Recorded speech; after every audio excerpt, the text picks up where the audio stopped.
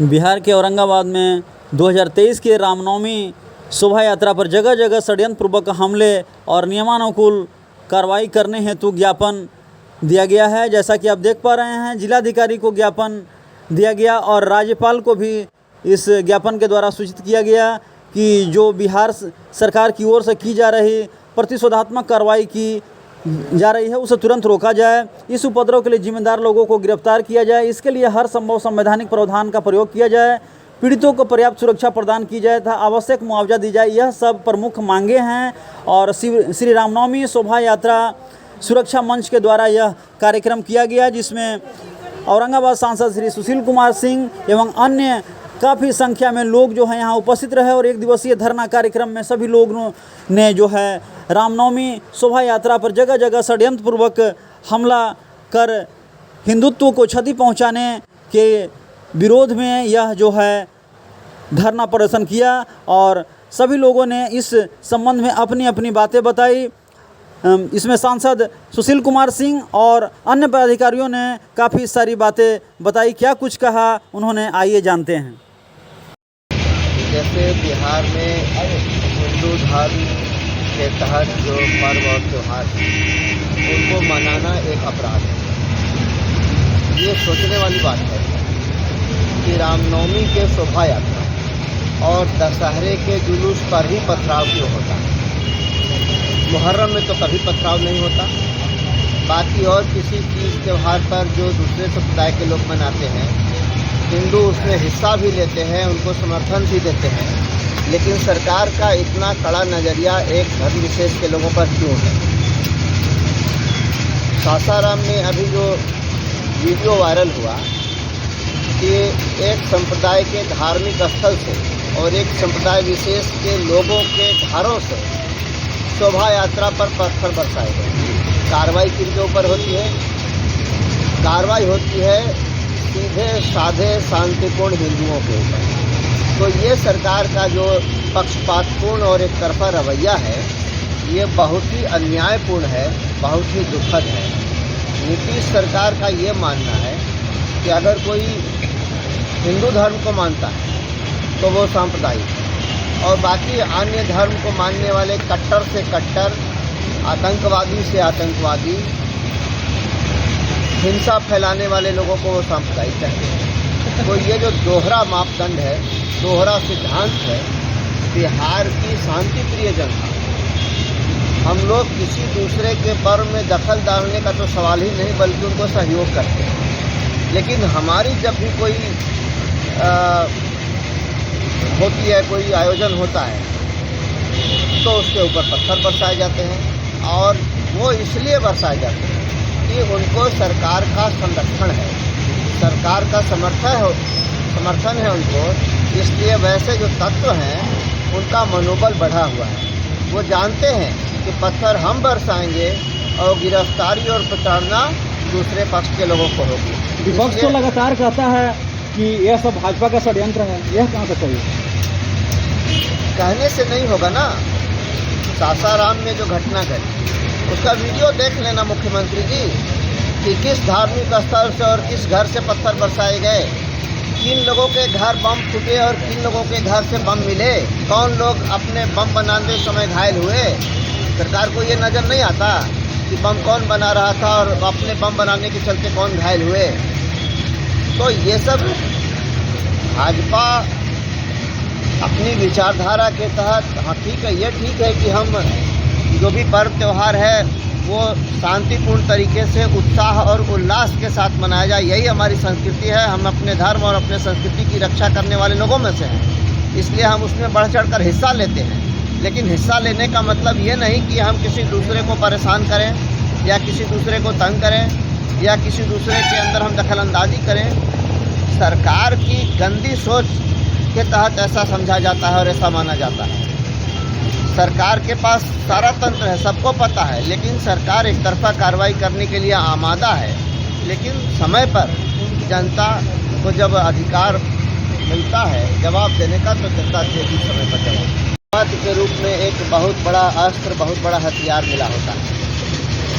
समय पर उस अस्त्र का प्रयोग जनता करती है। यानी चुनाव के समय मतदान करके अपने अधिकार को लेती है।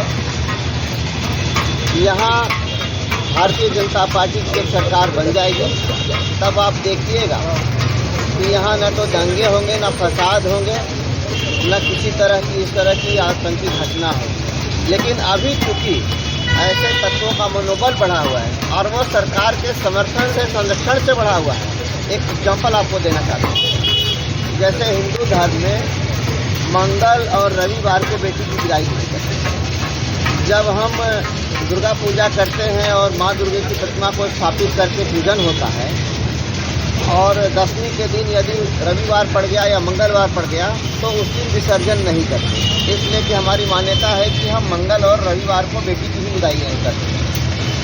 लेकिन यहाँ की सरकार इतना तानाशाही है, इतना क्रूर है, इतना निर्दयी है कि वो इन सारी परंपराओं को नहीं मानते हुए थाना से पुलिस के लोग जाते हैं और माँ दुर्गा की उस प्रतिमा को रविवार हो या मंगलवार हो या कुछ भी हो, ग्रामीण तैयार नहीं होते, लेकिन उसको उठाकर किसी नदी नाले में नीतीश की पुलिस फेंक देती है। तो ये कोई तरीका नहीं हुआ कि ये कानून का राज का मतलब ये नहीं है। कानून के राज में सभी धर्म के लोगों को अपने अपने धर्म, अपनी परंपरा का निर्वहन करने का अधिकार है। लेकिन नीतीश राज में हिंदुओं को दबाया जाता है, प्रताड़ित किया जाता है, जेल भेजा जाता है और बाकी लोगों को मनमानी करने की, अपराध करने की, गलती करने की, पथराव करने की छूट है। अब बम बनाने की, बम फेंकने की छूट है। लगातार हिंदुत्व के ऊपर, सनातन के ऊपर लगातार पर्व त्योहारों में जो यह हमला होता है, तो इस हमला को कैसे रोका जाएगा? देखिए, इस हमला, देश में लोकतंत्र है, भारत में जनतंत्र है और लोकतंत्र में जनता को मत के रूप में एक बहुत बड़ा अस्त्र, बहुत बड़ा हथियार मिला होता है। समय पर उस अस्त्र का प्रयोग जनता करती है, यानी चुनाव के समय मतदान करके अपने अधिकार को लेती है। यहाँ भारतीय जनता पार्टी की जब सरकार बन जाएगी तब आप देखिएगा कि यहाँ न तो दंगे होंगे, न फसाद होंगे, न किसी तरह की इस तरह की आतंकी घटना होगी। लेकिन अभी चूँकि ऐसे तत्वों का मनोबल बढ़ा हुआ है और वो सरकार के समर्थन से, संरक्षण से बढ़ा हुआ है। एक एग्जाम्पल आपको देना चाहता हूँ। जैसे हिंदू धर्म में मंगल और रविवार को बेटी की विदाई नहीं करते।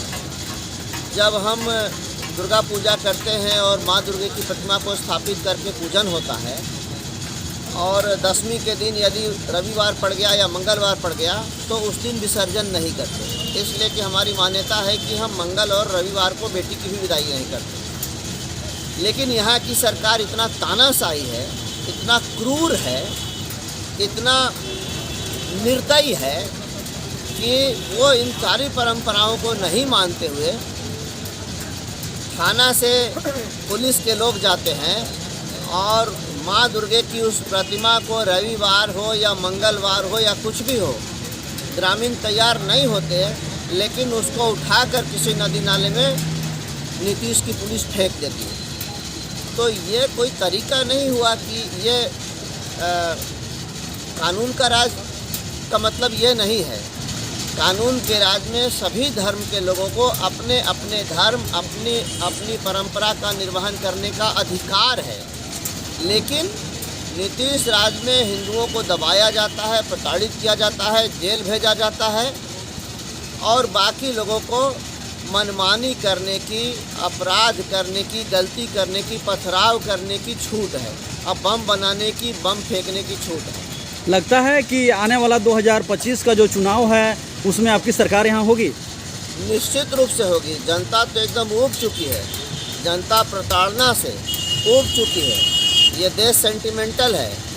जन भावना को जिस प्रकार नीतीश कुमार दबा रहे हैं, ये विस्फोट करेगा 2025 में प्रचंड बहुमत से भारतीय जनता पार्टी की सरकार बनेगी। अभी मौजूद हूँ बिहार के औरंगाबाद के ब्लॉक मोड़ के पास। यहाँ श्री रामनवमी शोभा यात्रा सुरक्षा मंच के द्वारा जो है रामनवमी शोभा यात्रा में जगह जगह जो षड्यंत्र पूर्वक जो हमला किया गया था कार्यकर्ताओं पर, उसी के विरोध में जो है आज यह जो मंच है, यह मंच जो आज एक दिवसीय धरना कार्यक्रम किया हुआ है। आइए जानते हैं कि ये जो कार्यक्रम हो रहा है और ये जो धरना कार्यक्रम जो हुआ, इससे आखिर ये लोग क्या साबित करना चाहते हैं। यह जो आज धरना रखा गया है ये सभी जिला केंद्रों पर आयोजित है और शोभा यात्रा जो पूरे देश भर में निकाला जाता है राम जन्मोत्सव के अवसर पर, और उसमें कुछ उपद्रवियों के द्वारा जगह जगह पर जो पत्थरबाजी या हमले हुए, ऐसा ये जो हो रहा है, तो हम लोग ये प्रशासन से मांग करते हैं कि इस प्रकार के जो घटनाएं घटती है तो उसमें प्रशासन कार्रवाई करे, एक्शन ले। इसके लिए यह विरोधपूर्ण धरना प्रदर्शन रखा गया है। क्या लगता है सरकार की ओर से क्या कुछ नहीं किया जा रहा है?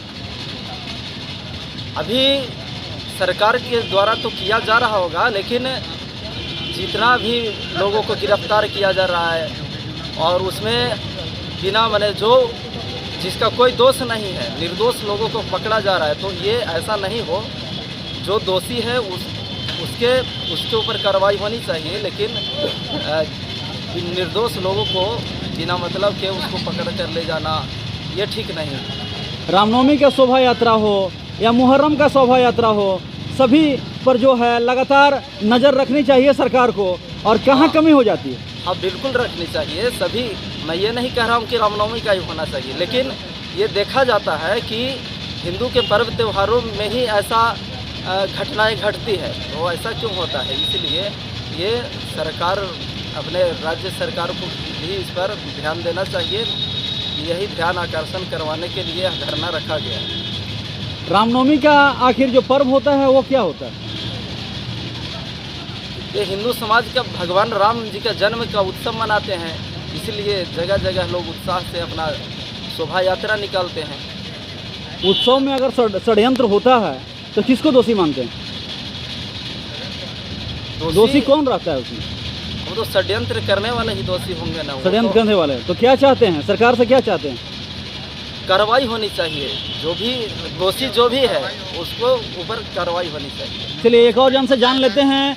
ये जो सुरक्षा मंच यहाँ तैयार किया गया है, रामनवमी में जो उपद्रव हुआ है और लगातार जो है इसको निशाना पर लिया जा रहा है, चूँकि धर्म को कहीं ना कहीं चोट पहुँचाने की जो कोशिश की जा रही है, तो जानते हैं कि ये जो यहाँ पर एक दिवसीय धरना कार्यक्रम हो रहा है, तो धरना कार्यक्रम के द्वारा ये क्या सूचना करना चाहते हैं? हमारे ये जो एक दिवसीय धरना है रामनवमी सुरक्षा मंच की ओर से, इसमें हमने एक मांग किया है कि जो सरकार एक पक्षीय कार्रवाई कर रही है, सिर्फ हिंदुओं पर ही कार्रवाई हो रहा है। चाहे वो बिहार शरीफ की घटना का हम देख लें या हम सासाराम की घटना को देख लें।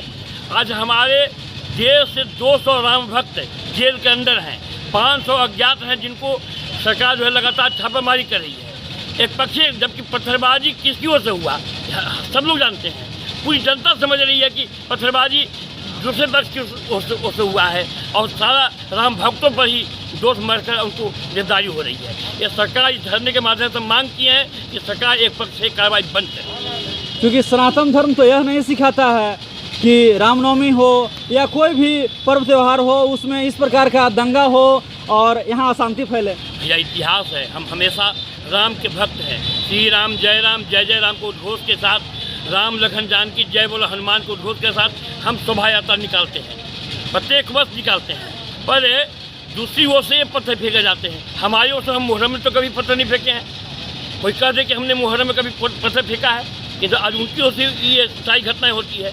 हमको एक ही बात लगता है कि वो कत्ल भी करते हैं, कोई बात नहीं, हम आहे भरते हो जाते बदनाम। जिलाधिकारी को भी आपने ज्ञापन सौंपा है? मैंने जिलाधिकारी के माध्यम से सीधे राज्यपाल को ज्ञापन दिया है कि सरकार एक पक्षीय कार्रवाई करी है, यह सरकार एक पक्षीय कार्रवाई बंद करे, निर्दोष लोगों को रिहा करे। तो कार्यकर्ताओं में अगर सुरक्षा व्यवस्था में चूक होगी, सुरक्षा के ऊपर ध्यान नहीं दिया जाएगा, तो रामनवमी हो या कोई भी बड़ा त्यौहार हो उसमें कैसे कार्यकर्ता साथ आएंगे? हमारे कार्यकर्ता हैं, ऐसे कार्यकर्ता हैं, दुर्लभ कार्यकर्ता हमारे हैं कि जो रामनवमी सुरक्षा मंच के तरह है। ये जो कार्यक्रम मेरा होता है इसमें हम सुरक्षा अपनी व्यवस्था करते हैं, किंतु वास्तव में जो पत्थरबाजी हुई है ये अकारण था। हम कल्पना भी नहीं कर सके ऐसी भी घटना हो सकती है। ये हुआ है दुर्भाग्यपूर्ण मानते हैं। चलिए हम इनसे भी थोड़ा सा जान लेते हैं कि ये जो कार्यक्रम हो रहा है, एक दिवसीय धरना प्रदर्शन का जो कार्यक्रम है, तो सनातन धर्म को जो है कितना चोट पहुंचाया जा रहा है? सनातन धर्म को विलोपित करने का प्रयास हो रहा है विधर्मियों के द्वारा। आप जानते हैं बिहार में 2 जगहों पर तो सर्वविदित है, सासाराम और नालंदा। ये दोनों जगहों पर शांतिपूर्ण जुलूस पर पत्थर फेंके गए और सरकारें नहीं जाती है जड़ में। सरकारें कहती है दोनों पक्षों को संतुलित करके अरेस्टिंग करेंगे। घटनाएं एक पक्ष से होती है और संतुलित करने के लिए हिंदुओं को प्रताड़ित किया जाता है। हम उसके विरुद्ध में एक दिवसीय धरना में यहाँ उपस्थित हैं। क्या मांग है आप लोग का? एक मांग है कार्रवाई जड़ से करो। जहाँ आतंक का माहौल है, जो पहले अटैक करता है, कार्रवाई उस पर होनी चाहिए, न कि शांतिपूर्ण जुलूस पर। और यहाँ होता विपरीत है। शांतिपूर्ण जुलूस में आप कल्पना करके सोचिए, हमको कोई पत्थर मारता है और उस पत्थर को उठा करके हम उस ओर फेंकते हैं, इस पर हम पर कार्रवाई होती है। कहता है कि फुटेज में आप भी पत्थर चला रहे थे, यही कहता है। सरकार ये कहती है कि आप भी फुटेज चला रहे थे, आप भी फुटेज में पत्थर चला रहे थे, इसलिए आप पर भी कार्रवाई होगी। हम मांग करते हैं कि जो कार्रवाई होनी चाहिए, जड़ में काम करो तो कल्याण हो जाएगा। चलिए, ये थे हमारे साथ रामनवमी शोभा यात्रा सुरक्षा मंच में आए हुए कुछ जो धरना प्रदर्शन में कार्यक्रम में जो आप देख पा रहे हैं, सभी लोग यहाँ विद्यमान हैं। और मैं एक बात बता दूं कि ज़िंदगी कांटों का सफ़र है, हौसला इनकी पहचान है। रास्तों पर तो सब चलते हैं, रास्ता जो बनाए वही इंसान है। जय श्री राम। तो यह प्रसारण आपको कैसा लगा, अपना कमेंट अवश्य बताएं। धन्यवाद, मिलते हैं अगले प्रसारण में।